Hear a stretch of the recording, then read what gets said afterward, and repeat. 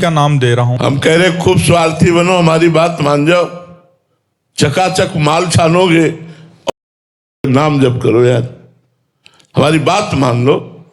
जो जितना भजन करता है उसी के आगे लौकिक पारलौकिक दोनों प्रकार के सुख भगवान प्रदान करते। यार इतने कृपालु भगवान हैं, उतना भरण पोषण करते हैं। तो हमें लगता है अगर रुपया चाहिए तो धन कमाओ, कैसे? राधा राधा राधा राधा, और फिर इस धन से लोक परलोक सारे सुखों को खरीद लो।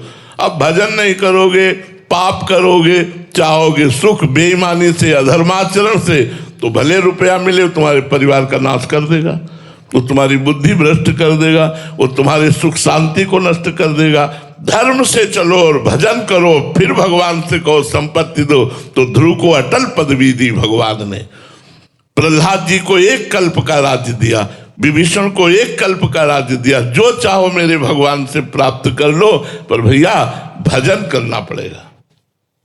अब पियो शराब, पराई बहन बेटियों की तरफ गंदी दृष्टि रखो, मुर्गा मछली खाओ, तो पूर्व जन्म के फलस्वरूप भले करोड़पति बन जाओ, लेकिन अब की नरक जाना पड़ेगा जैसे आचरण कर रहे हो। और अगले जन्म तुम भी सुअर कुत्ता गधा मुर्गा बनोगे और ऐसे काट के खाए जाओगे। अवश्य में वो भोक्तव्यम कृतम कर्म शुभाशुभम, शुभ अशुभ कर्म का फल अवश्य भोगना पड़ेगा। इसलिए प्यारे, यदि इस लोक और परलोक में चकाचक आनंद लेना चाहते हो हमारी ब्रजभाषा में, तो नंद नंदन को भजो, किशोरी जी को भजो, राम भजो, हरि भजो, तुम्हारा मंगल हो जाएगा। देख लो मंगल हो जाएगा।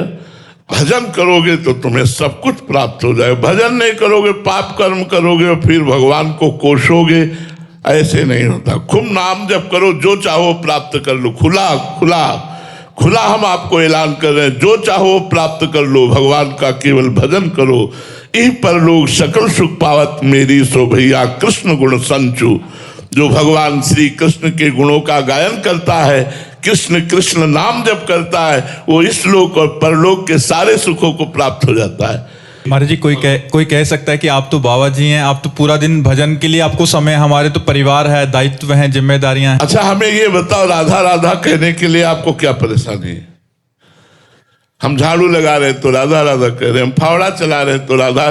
जब युद्ध हो सकता है नाम जप करते हुए, भगवान ने अर्जुन जी को आदेश किया माम निस्मर युद्ध च, मेरा स्मरण करते हुए युद्ध करो। तो क्या आप हर समय काम में फंसे रहते हो? हमने एक दिन आकलन लगाया था कि 24 घंटे में हम 12 घंटे आपको काम के लिए देते हैं। 12 घंटे काम करो। मान लो 12 घंटे में आपने बिल्कुल भजन नहीं किया, चलो 6 घंटे सो जाओ। कितने बचे? 12 6 18। 2 घंटे तुम्हारे भोजन के लिए दे दिए, 18 2 1 घंटे मनोरंजन के लिए दे दिए, 21 3 घंटे बचते हैं। ये 3 घंटे कहां ले जाओगे? अगर 3 घंटे बैठकर भजन को, तो त्रिलोकीनाथ को बस में कर लोगे यार।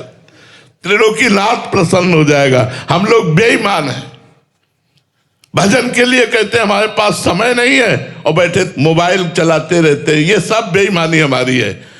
नहीं तो हम तुम्हें 12 घंटे, कौन काम करता है यार?